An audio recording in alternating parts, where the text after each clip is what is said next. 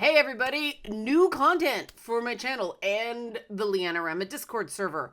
The Year of the Game Awards. Now this is something that's probably going to be annual because for something that came together based on a Discord conversation, this got amazingly intense and oddly satisfying. So what are the Year of the Game Awards? The first ever Year of the Game Awards. There's a conversation on my Discord server about Game of the Year and how a lot of us were not feeling it. And so we started talking about the idea of Year of the Game as opposed to Game of the Year. Now, Year of the Game for us is the game that best embodies the year that was. And so we started talking about that. And then it branched and it branched and it branched. And we ended up with a series of categories. You got 1, 2, 3, 4, 5, 6, 7, 8, 9, 10, 11, 12, 13, 14, 15 categories. We do things hardcore. And so we put the categories together and then we voted on them. And we came up with this list of achievements for the year that I think are actually pretty cool. And so I said, do you want to just see the winners or do you want me to announce them in the video? And people said video because it was more exciting. So that's what this is. So I am going to go through the categories and then I am going to show the results. And I don't know. I found this a neat little recap regarding the very, very insane year that was in gaming. And I may do some stuff over the holidays. I'm not sure what I'm going to do over the holidays. I may just like take it off this year, like just do no content. But I may do a little thing about personal reflections of some of the games. I wish I'd played more of them, but I'm getting ahead of myself regarding the categories. So we're going to start off the Year of the Game award announcements with, so I'm trying to make this seem, kind of cool, even though it's just a Google form on a screen cap. But we're going to start with the best challenge to add to your own get good list. And we did best challenge because challenge in games, it's that easy mode fight, right? Should there be an easy mode in games? And so we wanted to reward games that we liked because they were hard. Now, full disclosure, most of us have not finished some of these games because they are hard. But the nominees here were Armored Core 6, Fires of Rubicon, Remnant 2, Ghost Runner 2, and Humanity. Now, there was no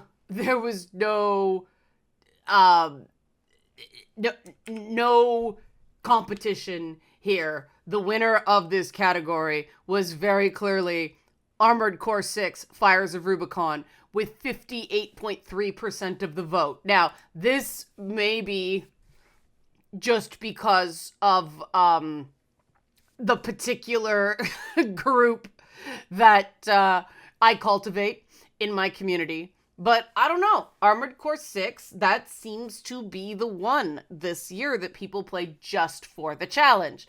And if you're wondering how we got the nominations for these categories, it was a bunch of back and forth where like, guys, nominate games.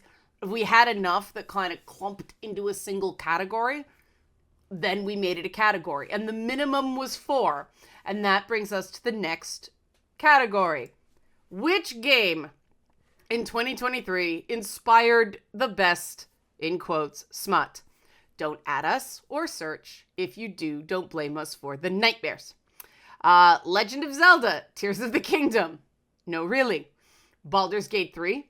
The Ubisoft universe via Captain Laserhawk. Shout out to Ray Frog fans. And Hogwarts Legacy. Yep. There was some competition in terms of the debate, but the hands down winner of the game of 2023 that inspired the quote-unquote best smut was, no surprise, Baldur's Gate 3. Say what you will about the crossover of it winning Game of the Year. Congratulations to Larian for winning both Game of the Year and the game that my community voted inspired the best smut. Now we get into the sort of more personal categories, and this is where things got kind of feels in a neat way. The next category is the smart, not art, really commercial game that I still really liked. Come on, you can admit it. And this came out of a conversation that became quite relevant after the Game of the Year awards, and the Spider-Man 2 fans absolutely rioted because Spider-Man 2 is a good game. It sold very, very well. All of these games were good games that sold very, very well and probably suffered in award season because they are exceptionally commercial. So the not smart, not art, really, really commercial game that I still really, really liked, Star Wars Jedi Survivor, Spider-Man 2, Hogwarts Legacy, and Assassin's Creed Mirage. Now you may go, who won that category? And it, you will see, was very, very split evenly, but Spider-Man 2 came away with the not smart, not art, really commercial game that I still really, really liked. I would argue that Spider-Man 2 is kind of smart, but it is very commercial. So congratulations to Spider-Man 2. See, some of us will still give it stuff. Part of this whole thing started off with me being, I don't understand why people fight over these things. It does not matter. I used to work award shows. I am very cynical about this stuff. But the next category was actually pretty cool, and it seems it has cut off. Wait, here we go. I'm trying to find the there we go. I was using the wrong version of the form. But it's okay. Nothing's been cut off till now. Now we're going to talk about the game in 2023 that made you feel the most understood. Baldur's Gate 3, because furries finally got a moment in the spotlight that wasn't that damned episode of CSI. Obviously, there are other reasons for Baldur's Gate 3 to make you feel understood, but that was the funniest one. Alan Wake 2, yeah, that's what trauma really is like, and some of it was my fault. Felt called out by that one. Like a Dragon Gaiden, the man who erased his name. Why is this series so successful? I don't care. It makes me happy. And then Spider-Man 2. It's Spider-Man, man. It's Spider-Man. A PlayStation game can sell really, really well without seeming like the pilot for an HBO show. There was much laughing on that summary. The biggest point of this list was to have fun. And the winner of making you feel understood was a tie. A tie between Alan Wake 2, and that's what trauma was really like, and some of it is my fault, and Baldur's Gate 3. Yay, furries. But you see, each game did make somebody feel understood. I thought the tie there was very, very interesting. Perhaps that says more about our community than the games, but it's cool. So the next one is a little controversial, and I'm gonna go a little bit different on the announcement on this one because it was favorite indie game. And we had such a hard time in this category determining whether certain things really were indie because of sub-companies of sub-companies of sub-companies, and then the way publishing and indie work in gaming. And then there was one where there was a staggered release. And so we were like, whatever, I'm just going to read this one, try all these games. They're all great. I have not played some of them, but one of them I haven't played is so popular. I want to play it. But our favorite indie games, Stray, which like, what? That didn't come out this year. The Xbox version of it did come out this year. So we put it on the list. Thirsty Suitors, Backpack Hero, which if you haven't heard of Backpack Hero, super charming. Lies of P, you'll see, we don't know if this is actually an indie game, but the Game Awards nominated a game that wasn't indie, so we're being cool, right? And then Sea of Stars. And the winner here, I'm going to, well, you'll see. It was a two-way race, but I'm going to give it to both of them because Stray only partially came out this year. It is the clear winner, but congrats to Sea of Stars. This has a real push to it, and I had never heard about this game before we discussed this category, and now I am very interested in it. And I wish this made me think, I wish we had just an indie game, something that allows people to discuss and talk about why they love things, because indie games are the ones that benefit the most from awards of this sort, and they have become the most poorly served by awards of this sort. But moving on, this is one of my favorite categories, and you will notice some duplicate nominations here. Which game in 2023 was The Batman? The game that was there, then disappeared strangely quickly because Batman is an asshole. And you can see this was a very big category, which is one of these trends for 2023. Games that came out and were a big deal for like 5 seconds and then whew, gone, right? We've got Assassin's Creed Mirage. We've got Forspoken, that I forgot came out this year before somebody mentioned it. Lies of P, which people thought, oh, it didn't get a bunch. And we were like, no, it was huge for like a minute and then gone. Diablo 4, I think surprising a lot of people. Final Fantasy 16, which general consensus is Final Fantasy 16 got robbed this year by in terms of acclaim. RoboCop Rogue City and Redfall, which I'd completely forgotten about Redfall, again, before somebody mentioned it. And you will see this was a very, very competitive category, and you see how awards get split. This is sort of a deconstruction of award shows in general, but you see Final Fantasy 16 won by 3% because everything was so split. There were many, many Batman games this year, but Final Fantasy 16 fans, you are seen. We see your game. We have talked about it on the server because there are some people who are like, it was really, really good. No, really. And now we get into a category that I think people... There was some discussion about the philosophy of the game in 2023 that best fixed their shit. As you see, can have released prior to 2023, but it fixed its shit in 2023 because there is a trend now of games launching either broken or incomplete. And so we're like, let's reward companies that kept at it and actually fixed products. So we've got Cyberpunk 2077, Baldur's Gate 3, that has been having so many massive patches, No Man's Sky, Dead Space Remake, and the Saints Row reboot. Remember, these games can have been released prior to 2023. This one was no contest. Cyberpunk 2077, the game that fixed its shit in 2023. And I think we can all agree. But do you notice how much of a portion of the vote No Man's Sky got? I think that a lot of people hadn't finished Baldur's Gate 3 to realize just how broken that game was in the third act at launch. But they have cleaned it up a lot since then. I give it to CDPR for having a disastrous launch and coming back. Just, they clearly learned some things. Moving on to the best escape, most zen game. And I think that this is a category that doesn't get enough credit.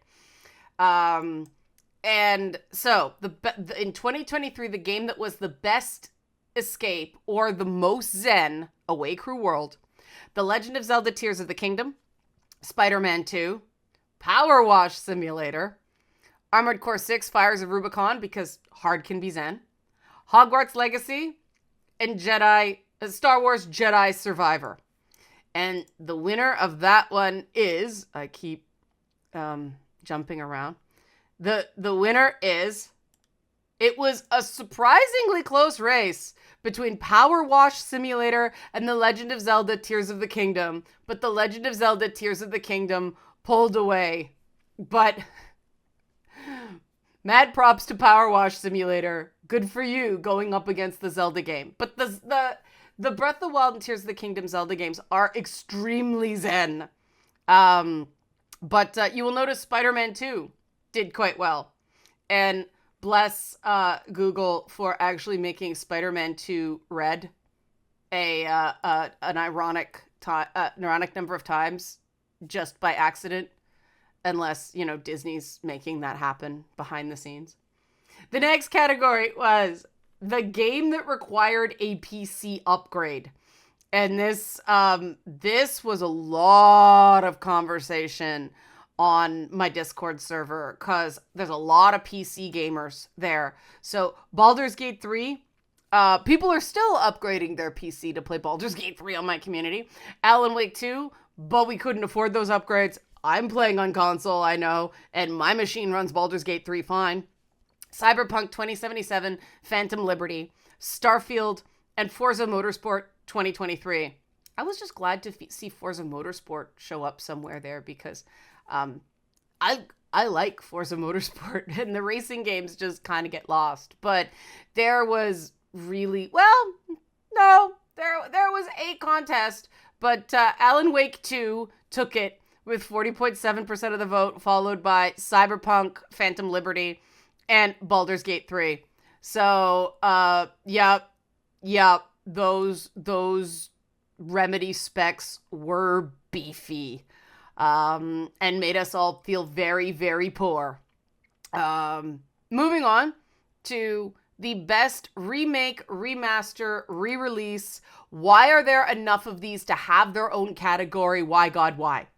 This category came out of a whole conversation about Resident Evil 4 being nominated for Game of the Year, and the philosophy of a remake competing head-to-head with new IPs. And, the likelihood that a remake is probably not going to win overall Game of the Year. So why even put it in there?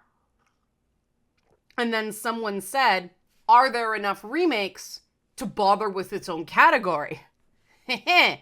There were. I didn't check these super carefully, whether they all came out this year, but I know a lot of them did. Resident Evil 4, the System Shock remake, Mortal Kombat 1, Mario RPG Remake, and Dead Space. Those were all remakes that came out recently. Holy crap. And this one surprised me, because System Shock came in second. Mario RPG Remake took this category. Resident Evil 4 came in third. So, again, don't know if we just have a unique number of Mario and System Shock fans in the community. Sorry about the blinking on that. I didn't expect that. But, interesting that some of these games that were not considered, maybe they need a remake category, because there is an art to a good remake. And now we get into the categories that were just us having punchy fun. So we're getting into, in 2023, the best game to play with friends. And this was interesting because it was all over the map in terms of opinions here. We had Super Mario Brothers Wonder, which is really neat cooperative couch play. I like cooperative couch play. That sounded rude, Leanna. I did not mean it that way. I just like games that I can play in the same space with people on the same screen with two controllers, not two copies of the game, sometimes in completely different rooms. So Super Mario Brothers Wonder, yay. Street Fighter 6, Mortal Kombat 1, Armored Core 6 Fires of Rubicon, which I did not even know you can play with friends, and I realized, wait, of course, most From Software games have a co-op element and a competitive element. Destiny 2, there was a whole new season. They hated it, but they still played it, and they love playing it, even though they hate it. We have a lot of Destiny 2 friends and family in our community. Baldur's Gate 3, even though it can ruin friendships when your friends don't understand your waifu, there were some near tragedies on that one. Notably, the Asterion fans versus Shadowheart fans dichotomy. Our camps do not get along. There was nearly war. But then we also put in, just to keep it honest, friends, I play games to avoid people. Now, it may surprise no one that when we offer that option, the I play games to avoid people category was definitely the runaway favorite. But notice Baldur's Gate 3 and Super Mario Brothers Wonder both showed strength, which says to me that there's still space for different types. There's space for couch co-op. There's space for really, really extended co-op experiences. Can we please stop obsessing over things like frame rate, which is what's making these co-op features less popular? Now, this was a category that I was very interested in because it was a big category and it was one that came, again, out of the year of the game discussion. The game in 2023 that was the game I played just so I could talk about it and be cool. Baldur's Gate 3, get a squirt bottle for Asterion fangirls, and Shadowheart stands, geez. Hogwarts Legacy, because I wanted to see if it really was Satan incarnate and then it was totally mid. Starfield, because we all hate Bethesda, but it was free on Game Pass and was very okay. Alan Wake 2, the game that was too hard for half of the game's press, but it was art, so they had to play it to say it wasn't their thing. Spider-Man 2, because all Marvel fans must buy everything so they can talk about how they ruined it. The Legend of Zelda Tears of the Kingdom, due to accusations of retconning. We all have this game. We only play because of controversy. And the game for me that I played because of a controversy and loved was RimWorld. I have put over 2,000 hours in my life into RimWorld. But this one surprised me in the... remember, this is the game people played just so they could talk about it and be cool. And it was runaway Baldur's Gate 3 in a very crowded category. 44.4% Baldur's Gate 3, followed by Starfield, and then The Legend of Zelda, and then Hogwarts Legacy, and then Alan Wake 2. Now, the correlation between Water Cooler Game, the game we played just so we could talk about it and be cool, versus what won Game of the Year, but also what was left out of Game of the Year, is very, very interesting. It just shows that there is an element of cred. There's an element of clout to Game Awards. No shade on Larian. They promoted well. But there is definitely a just want to be part of the cool kids phenomenon surrounding that game. Then we got into another big phenomenon of 2023, which was games getting spoiled for people.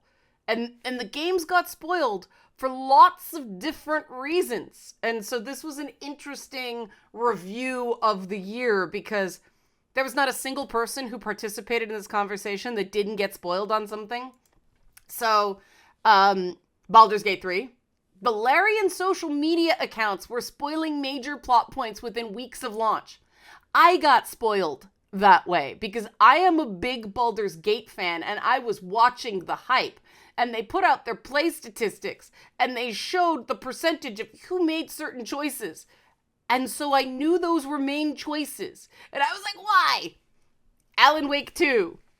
We Sing is full of spoilers. You know that awesome performance at the Game Awards? It's full of spoilers. You don't know they're spoilers when you play it. That's what's brilliant about that part of the game. It is both a lore dump for people who didn't play the first game, but also there's some very, very, very important points, and they're doing it everywhere because it's a meme now. But I got spoiled in the patch notes for Alan Wake 2. And I just admitted in public that I read patch notes. Hogwarts Legacy, legitimate protest. Okay, do you remember that? Back in February, where people were deliberately spoiling twists in Hogwarts Legacy to make a political point. But then there's Cyberpunk 2077 Phantom Liberty. Everybody was so happy it didn't suck anymore that they accidentally spoiled a bunch. And then, of course, Horizon Forbidden West, Burning Shores DLC. Yes, that spoiler. Yeah, was it really a spoiler? Or just confirmation of something that people who were paying attention already suspected? Well, this was really no contest. Though, interestingly, Hogwarts Legacy was the game the internet most spoiled. But you see a lot of people also got spoiled on Baldur's Gate 3, Cyberpunk 2077, and Horizon Forbidden West Burning Shores. And you notice nothing for Alan Wake 2. And that's what's so cool about Alan Wake 2. None of the... I think it's an unspoilable game, personally. But none of the details you see online about stuff really makes sense out of context. And I do think that part of the genius of it was the fact that it is the experience of putting it all together and seeing it unfurl. I maintain Baldur's Gate 3 is an unspoilable game as well. It actually is good to know some of the stuff going in so you're not stressing the whole time. But yeah, the way spoilers were handled in 2023 was a mood. And now we come to the second last category that was a bit of us blowing off steam as well, because September, October, November, and December have been Game-mageddon. So we created a whole category for the best game I didn't play yet because I have no effing time because these games are too effing long. And again, big category: Spider-Man 2, Assassin's Creed Mirage, Alan Wake 2, Baldur's Gate 3, Final Fantasy 16, Like a Dragon Gaiden, The Man Who Erased His Name. And then we put in F you, I can't choose. Why did you all decide to dump a bunch of 60+ hour games on us in September and October? Stagger your freaking releases better. And I will be fair to the game makers who put them all out now. There is a reason they do this. It is because holiday sales. And even though we all go, yes, we understand, the combination of spoilers and these things being 60+ freaking hours long mean there's a lot of really great games out there that we have not had a chance to play. And you can see the runaway winner on this one was F you, I can't choose. Why did you all decide to dump a bunch of 60+ hour games on us in September and October? But people haven't played Spider-Man 2 yet. People haven't played Alan Wake 2 yet. People haven't played Baldur's Gate 3 yet. Or Final Fantasy 16. That was there are multiples for me on this list. But this was before we did this voting before the Game of the Year awards happened. So as not to bias us. So there's a lot still left to play with people. A lot of great stuff still out there that may not have gotten its proper due just because, yeah, everybody's way too busy. And now we get to the category that started it all. the reason I've been talking for the last half hour. Wow, I landed almost on a half hour. Go me. The game of the year of the game. The year of the game. The game that best represents 2023. Baldur's Gate 3. It had 200 hours of content, but all most people cared about was the bear, vampire, and rough Yankee sex. Hogwarts Legacy. Friendships ended. Spoilers were treated as protest, and the boycott completely failed. It was months ago, and people are still mad. Starfield. Because Bethesda. It's so peak Bethesda. Spider-Man 2. Because when is Spider-Man ever wrong? Also, it broke sales records without igniting a culture war. The Spider-Mans will save us all. Call of Duty Modern Warfare 3. A game so fresh that nobody had time to play before the awards because it's a perfect analogy of every high-profile shitshow and old overused ideas rebranded as innovation of 2023. The Legend of Zelda Tears of the Kingdom. It had everything. It inspired tons of fan fiction. It was a giant timeline retcon. Zelda was a badass and still got called a damsel in distress by people who didn't play the game. Also, rehydrated Ganon. And yes, rehydrated Ganon was a big part of a lot of the smut that was generated from Legend of Zelda. Apologies for my Telegram pop-ups during the screen cap. But the year of the game that best represents 2023, this one was close for quite a while in the voting. I was watching it behind the scenes, but right near the end, the last few responses, pulled, well, not last few, the last little bit, but pulled away a clear winner after it being very, very close. The game of the year for 2023, even though The Legend of Zelda Tears of the Kingdom gave us a good showing and Baldur's Gate 3 stood proud, Hogwarts Legacy, because people acted like complete jerks online, claiming spoilers were legitimate political protest. It was a full court press trying to get people to be so scared and so shamed that they wouldn't play this game, and the boycott totally failed. And it was shut out of the Game Awards, probably because it's nuclear. Yeah, my Discord community, the Leanorama Discord community, voted Hogwarts Legacy the year of the game. The game that encapsulated the year that was.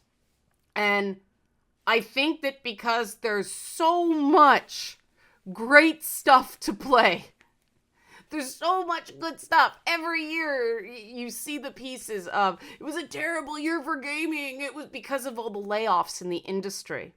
But a lot of really good stuff came out. There was a lot of achievement. The fact that the just gut check, feel good categories we came up with were so balanced in so many ways. There are a lot of products in gaming that still touched people.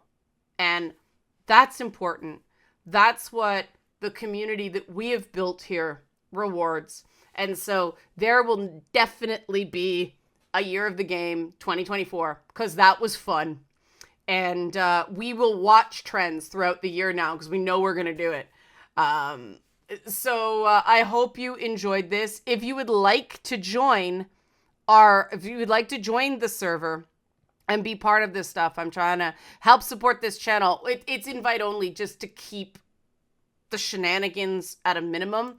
Help support this channel, become a monthly patron, patreon.com/LeannaK, or buy a one-time Leanna Care session for someone who can use it but can't afford it, coffee.com/LeannaK, or you can specifically donate to our groups, our online socialization groups, which the Discord is the linchpin of. On the GoFundMe, it needs to be reworked. It still says men's groups, but we do those. We do those and other things. So thanks for watching Year of the Game. Looking forward to your comments. Please try to be cool in the comments. I know the Spider-Man 2 fans and the Legend of Zelda fans are still rioting over the game awards. At the end of the day, guys, it's not that important. Like what you like. Don't like what you don't like. But other people can be allowed to like things you don't like. And you are allowed to like things that other people don't like. Shadowheart fans. I don't like Shadowheart, but if you like Shadowheart, that's cool. I will make my case as to why she's toxic, but that's coming to a two women talking. We started the toxic women thing yesterday. But like what you like. Bond with people over what they like. It's cool. These awards don't matter. What matters is the Herald of Darkness performance that Remedy put on. Oh my god. That was probably the reason I didn't do a bigger production on this, because I was gonna do sort of a parody of award shows instead of just reading it, but then they did that. I'm like, that is so cool, I don't want to make fun of it. So, love you guys at Remedy. You're awesome. You understood the assignment. And use your holiday vacation to play video games, because there are so many long ones. Okay, everybody. Thanks for watching.